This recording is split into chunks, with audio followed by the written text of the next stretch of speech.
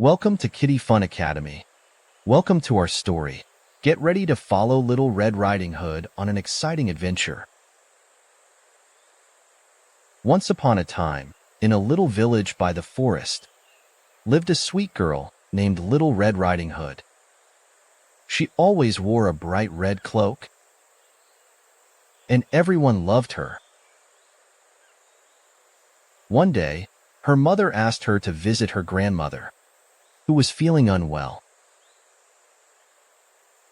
Her mother warned, "Don't talk to strangers and stay on the path."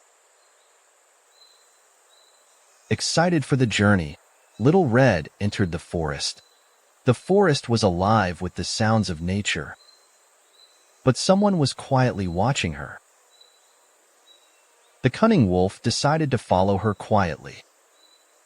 Suddenly, a big, cunning wolf appeared on the path. He smiled and asked, "Where are you going, Little Red Riding Hood?" "I'm going to visit my grandmother," she replied politely. The wolf's cunning plan began to form in his mind. The wolf grinned and said, "Why don't you pick some flowers for your grandmother?" Little Red thought it was a wonderful idea. While Little Red picked flowers, the wolf ran ahead to the grandmother's house. He reached the cottage and knocked on the door.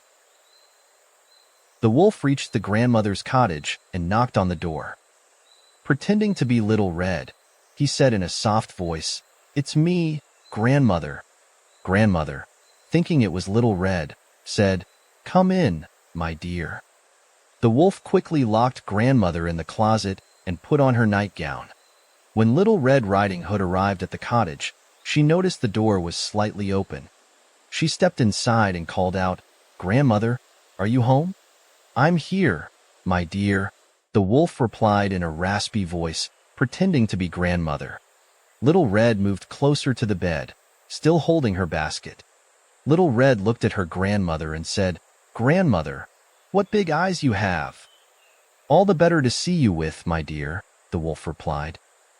"Grandmother, what big teeth you have," Little Red exclaimed. "All the better to eat you with," growled the wolf as he leapt out of bed. Just as the wolf lunged toward Little Red, the door burst open.